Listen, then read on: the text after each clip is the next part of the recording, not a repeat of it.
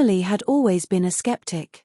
Growing up in a small town, she found comfort in the simplicity of everyday life, her books, her plants, and her quiet walks by the lake. The idea of extraterrestrial life was something she'd relegated to science fiction novels and late-night TV shows. But all of that changed the day she saw the flash. It started as a whisper, a soft hum in the air that she thought was just the wind rustling the trees. But then, a burst of light, a radiant flare, cut through the sky, as though the heavens themselves were sending a message. Emily, standing on the porch of her house, shielded her eyes from the glare. Her heart pounded in her chest. The light was too intense, too sharp to be natural. When it faded, everything felt different. The world was the same, yet something was undeniably altered. Her phone buzzed in her pocket. It was a message from her best friend, Clara. "Did you see that?" Emily quickly responded. "What was that? Did you hear it?" Clara didn't reply immediately, but Emily could feel her pulse quicken. Something inside her told her this was no coincidence. As if the universe was trying to tell her something. That evening, the strange humming sound returned, much louder than before. This time, it wasn't a whisper. It was a distinct pattern, a rhythmic pulse, almost like a heartbeat. She ran outside, her heart racing, but saw nothing in the sky. Yet the sound was there, vibrating through the air, as if the very atmosphere was resonating with it. The next few days were filled with more of the same. Strange flashes of light, followed by the hum, which seemed to grow in intensity. Emily wasn't alone. People in town were talking about it, too. Some thought it was a new type of military testing, others speculated it was a natural phenomenon no one had ever seen before. But Emily couldn't shake the feeling that it was something else entirely. It was a message, meant for her, she just didn't know how to decode it. Late one night, as she sat in her room, staring at the stars through her window, the hum became louder, almost overwhelming. Then it happened again, a flash of light, brighter and longer than ever before. This time, as the light dissipated, she heard something else. A voice, soft but clear, speaking inside her mind. "Can you hear us?" Emily's breath caught in her throat. The voice was calm, gentle, but there was something terrifying about it. Something that made her doubt everything she knew. The voice continued. "We speak in light. The language of the stars. You will understand soon." And just like that, it was gone. The humming, the flashes, the voice, everything stopped. Emily was left in stunned silence, unsure whether what had just happened was real or a figment of her imagination. The next day, she met Clara at their favorite cafe. Clara looked exhausted, her eyes red from lack of sleep. "Emily, I don't know what's going on, but I'm scared. I'm hearing it too. The hum. The light. It's like, it's coming for us." Emily nodded, trying to explain what had happened. She hadn't told anyone about the voice in her head. It felt too surreal, too personal. But Clara didn't seem shocked. "I think we need to figure this out. Maybe it's some kind of message. A warning, even. But how do we communicate with them?" It wasn't long before they decided to investigate. They spent nights researching strange occurrences, trying to find any trace of similar events around the world. There were reports, small flashes of light seen in different places, strange noises, and even strange, unexplainable phenomena.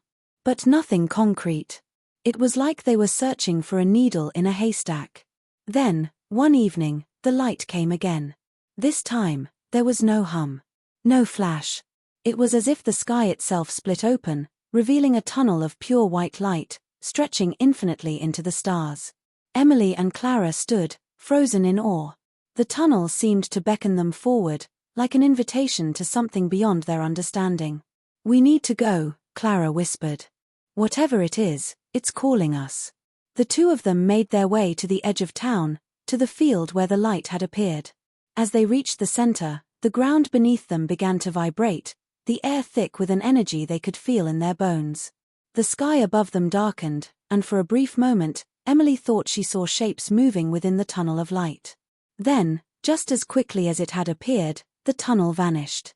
And so did the hum. The next few days were filled with confusion and fear. Emily couldn't stop thinking about what they had seen, what they had heard. The feeling of being watched, of being drawn into something larger than herself, haunted her. But what were the beings trying to tell them? What was the language of light?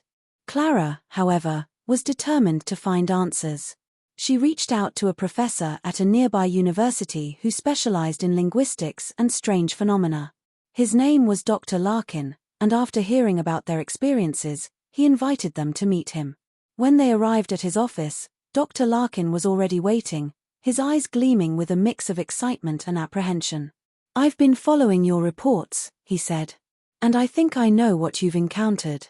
The next few hours were a blur of intense discussion and research.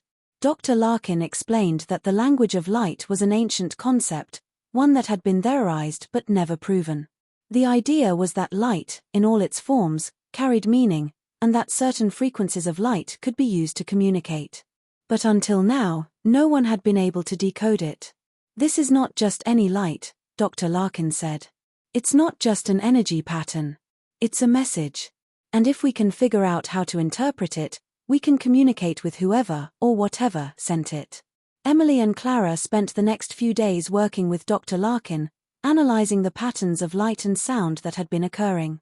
They recorded the hums, the flashes, and even the moments when they had heard the voice inside their heads.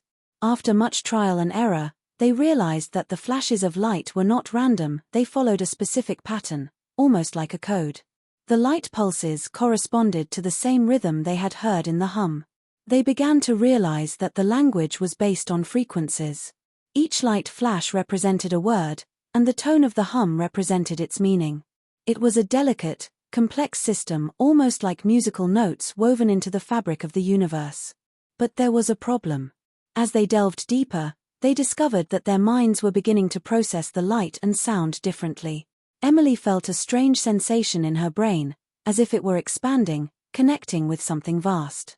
Clara began to experience vivid, uncontrollable visions, flashes of stars, of alien landscapes, of vast galaxies, and even strange creatures communicating through light.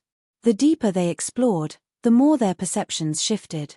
One night, as Emily sat alone in her room, the hum returned.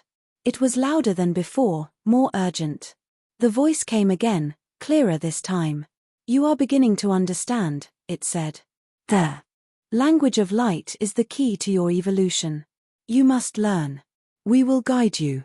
Emily's heart raced as the words sank in. Whatever this was, it was not just an alien encounter, it was a call to something greater, something humanity wasn't ready for. But they had no choice now. They were part of something bigger. Something that had chosen them. As Emily and Clara continued their work, the tension between them grew. They could feel the presence of something larger, something out there, watching them. The hum was becoming more frequent, more insistent. The voice, once calm, now carried an edge of urgency. It was as if the beings were growing desperate for them to fully understand the language of light. Emily was struggling with the weight of it all. She had always considered herself a skeptic, but this was something far beyond anything she had imagined. She didn't know if she was ready for what was happening, but the more she learned, the more she felt that there was no turning back. Clara, on the other hand, was embracing it. She felt a strange connection to the light, almost like she had always known it was there, waiting to be discovered. She wanted to go further, to learn everything they could, to communicate with the beings that had reached out to them. One evening, as they sat together, trying to decode another set of light pulses, Emily turned to Clara. "What if this is too much? What if we can't handle it? What if we're not ready?" Clara looked at her, her expression serious. "We don't have a choice. This is bigger than us. They've chosen us for a reason. We have to finish this." Emily hesitated. But the hum came again, louder this time, almost deafening. She closed her eyes, and the light engulfed her, flooding her mind with images and knowledge. The language of light was more than just communication, it was the key to unlocking the next step in human evolution. It was a doorway, and all they had to do was open it. But as the hum reached its crescendo, Emily knew the truth. To truly understand the language, they would have to sacrifice something. There was a cost. The beings weren't just trying to teach them, they were trying to guide humanity into a new phase of existence, one that came with its own dangers. The price of knowledge, of evolution, was never cheap. In that moment, Emily made her choice. She would embrace the language of light, but she would be cautious. She would learn, but not without understanding the consequences. The world would change forever, but she couldn't let go of the belief that humanity must remain in control of its destiny. And with that decision, the light faded, the hum quieted, and Emily knew that the next chapter of their story was just beginning.